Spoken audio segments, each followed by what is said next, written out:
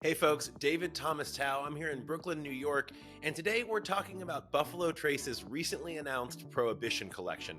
It's a collection of five 375 milliliter bottles. It comes together in a display set. It looks really cool and honors five brands from the Prohibition era of distilling, and it retails for $1,000. I was one of the first to sample all of the expressions in the collection. My full review is linked in the description below, but I'm going to bring you some tasting notes and a high-level rundown here today for VinePair. But before I do that, make sure to subscribe to VinePair on YouTube. It's the very platform you're watching this on right now, and that way you can stay up to date on all things beer, wine, spirits, including my American whiskey reviews. All right, a little background on the Buffalo Trace Prohibition collection.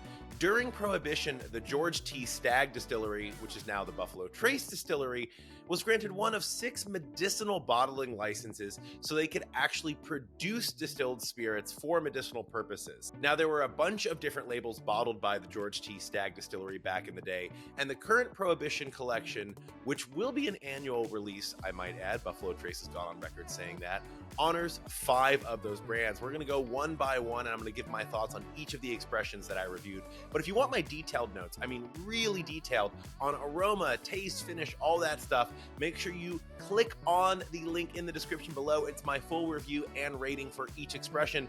We are one of the only outlets to be able to actually try this pre-release, so you can, get a sense of what they tasted like before you maybe pull the trigger. All right, I reviewed these in order of increasing proof, and we were only sent very small sample bottles by Buffalo Trace, so unfortunately I don't really have anything to show you right now. I can show you some small empty sample bottles, but no one really wants to see that. The actual set itself is really neat. It kind of harkens back to the days when this whiskey or these whiskeys were sold by prescription. It's also worth noting these expressions or this lineup won't actually be available in every state. For example, I live in New York State. There is a restriction in New York State on selling packaged bottles of distilled spirits or packaged bottles of liquor as a set. Because these are not sold individually, because these bottles can't be sold individually, this actually won't be distributed in New York, just as an example. So it is a nationwide limited release for $1,000 for these 5 bottles, but they're only sold as a set. So like New York consumers, I can't buy it in state, even if I had the chance. We also don't have any information on the age statement or specific mash bills of these whiskeys. There are 5 different whiskeys. A few of them are blends. And when we asked Buffalo Trace for more information on things like mash bill, age, etc., they didn't really provide it. So while they only politely declined that request, we have to speculate, or we can only speculate regarding, again, mash bills, blends, ages, things like this. And really on the ages, we have no idea. These are all non-age stated whiskeys. I tasted these in order of increasing proof, so we'll start there. The first whiskey I tasted was Walnut Hill. It's a 90 proof, what Buffalo Trace calls high rye bourbon. And immediately on the nose here and the palate, I got a lot of medicinal orange, medicinal cherry, cough drops. Maybe I was a little bit biased because these were originally medicinal whiskey brands, but that was a predominant note I got on the nose. The palate I found to be a bit thin. It was sweet. I didn't get a ton of rye spice. I did again get some of that fruit, some of those medicinal notes. And I found the finish, while pleasant, to be very, very quick and fleeting. Overall, I thought this was actually the lowest tier of the bunch. I gave Walnut Hill an 87 out of 100. Definitely drinkable, but probably not something I would search out. Next up is Three Feathers Whiskey, and it's a bottled and bond expression created by Buffalo Trace master blender Drew Mayville. We don't actually know much beyond that. It's not a bourbon, and it's certainly not listed as a rye. It's a blend of different liquid streams, all from the same distillation season, though, because it is bottled and bond. We don't know which season that is. We don't know how old it is. We don't actually know what the different components are, only that they were distilled in the same distillation season, under the same master distiller, and the whole thing is bottled at 100 proof. I found the nose on this to be really enticing. It had a lot of different components and none really stuck out. It just had a lot of depth. There was vanilla, there was caramel, cardamom, and anise, almost like a licorice-like quality on the nose. I really, really enjoyed it. It got me really excited to taste it. On the palate, I got butterscotch and malted milk balls. The fruit was a little bit more subdued than the company's tasting notes implied. I didn't get a ton of tropical fruit. I did get some apricot, and I got some almond or pecan extract, which was quite tasty. It was a long finish. It didn't quite have the depth I was looking for, or the depth that I know Drew Mayville's capable of creating in some of the higher end blends from the Sazerac portfolio. I gave this one a 92 out of 100. Definitely sippable and something I would drink again. Next up is Golden Wedding Rye. It is a rye whiskey bottled at 107 proof. If you had told me this was an MGP rye, maybe even with their famous 95-5 recipe, yeah, I might have believed you. This is one of the most herbal, dill-forward ryes I've ever tried from the Buffalo Trace portfolio. I got dill, I got spearmint, wintergreen. Those minty flavors really combined with the rye grain sweetness to showcase some of the broad flavors that the grain can actually produce in a whiskey. I thought at 107 proof, it was just about the right strength for me for those different flavors and those different layers, again, minty, herbal, sweet, to really shine through.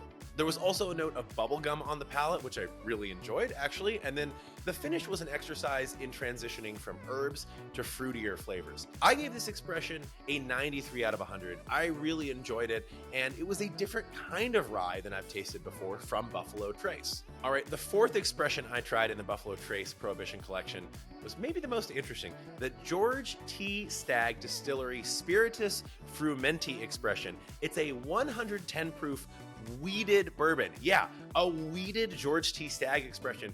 I was super excited by this, and I was not disappointed. It was actually my favorite of the bunch. 110 proof wheater that to me tasted a little bit like some of the more recent William LaRue Weller releases. Think 2018 on. There was medicinal cherry. There was dark fruit like blackcurrant, maybe blackberry as well, and on the nose, a really nostril clearing hit of fresh cracked black pepper. It really hit a lot of different places on that bourbon flavor wheel that I really liked, especially from a wheated expression. It was not smooth or sweet as a lot of people stereotype wheaters. It was really bold, impactful, and at 110 proof, I was really enjoying this on the nose. As far as taste, that medicinal cherry transitioned really well to like a dark black cherry, and there was a lot of citrus. Orange and lemon zest, I really enjoyed it. Again, it reminded me of some more recent William LaRue Weller releases, and that makes sense because that's also a wheated bourbon. That's at cask strength though. This is at 110 proof, so maybe not quite as punchy as some of those releases, which tend to be in the teens or the 20s normally, but I was really enjoying this so far, and even before I was assessing the finish, by far my favorite of the bunch. I enjoyed the finish, but not quite as much as I enjoyed the experience on the palate. Citrus was definitely there. There was some sweetness. The note I got that I would definitely liken this to is kind of ice cream cake with vanilla frosting. Although at the very end, we're talking like 15 to 20 seconds into the finish, things turned just a touch sour for me. That said, George T. Stagg Distillery Spiritus Frumenti, for me, was by far the best of this bunch. I rated it a full 95 out of 100 points. Let's talk about the final expression in the lineup, Old Stag, which is the only cask strength expression in this year's Buffalo Trace Prohibition Collection release. Now, it was bottled at 132.4 proof, and it is a whiskey. I want to point out, they didn't say if this was a bourbon or a rye. They didn't talk about the blend. I think a lot of folks, when they read the press release, assumed this was a straight bourbon. It is not specified as such. We only know this is a whiskey, so it might have some various liquid components. I normally let the whiskey samples rest in a Glencairn glass for about 5 minutes before I nose them. This one took even longer for a lot of those elements to really come out on the nose. I did get some traditional bourbon-y notes right at the beginning. Vanilla, caramel, oak, things like that. But around minute 8 or 9, something finally came into the fray, something different. For me, it was fresh red bell pepper, which was nice and refreshing and kind of cut some of those traditional oaky, vanilla, caramel, thick, sweet notes that I got at first on the nose. It was really subdued relative to that ABV. It did taste leathery and drying and a bit tannic at first sip. That's actually not necessarily a bad thing. You want that out of some cask strength whiskeys. That's what we expect. And that leathery note kind of transitioned to dark fruit, cherries, raisins, figs, plums. It was a nice transition. I wouldn't call it punchy. I would, again, emphasize it drank for me well below proof, and I kind of wanted those flavors to be a bit bolder. You hear the Stagg name, you think bold whiskey. I wouldn't call this bold whiskey, especially at that proof point. The finish for a cask strength whiskey was extraordinarily smooth and quite pleasant. I wished I'd had about 100 milliliters to try to give this a really full assessment. Old Stag cask strength whiskey ended on a really high note. I thought the finish was among the best of this lineup, and the finish was definitely the best part of this particular pour. I rated this overall 92 out of 100. So to sum it up, the Buffalo Trace Prohibition Collection is unlike anything we've ever seen. We don't have a ton of info on the liquid inside the bottles, and it's only sold as a set. It's going to be distributed to select retailers, bars, and restaurants nationwide. Some states, like New York, will generally be excluded from that. This is a lineup I would definitely recommend tasting side by side. All 5 in a lineup if you can. The whole thing retails for $1,000 for those 5 375 milliliter bottles. So if you do end up pulling the trigger, it's one I would recommend sharing with friends and then comparing tasting notes on so you can get the full experience. For me, George T. Stagg Distillery Spiritus Frumenti definitely stood out among the 5 as the best pour. Walnut Hill, for me, was the weakest of them, but the 3 in the middle were all pretty good. This is a lineup I would definitely try again. Because of the highly allocated nature of this release, and again, Buffalo Trace did not actually give us any specifics on how many sets they're releasing, I'm not sure I'll get that chance anytime soon, but I had a lot of fun doing this. Would love the chance to compare and contrast with friends.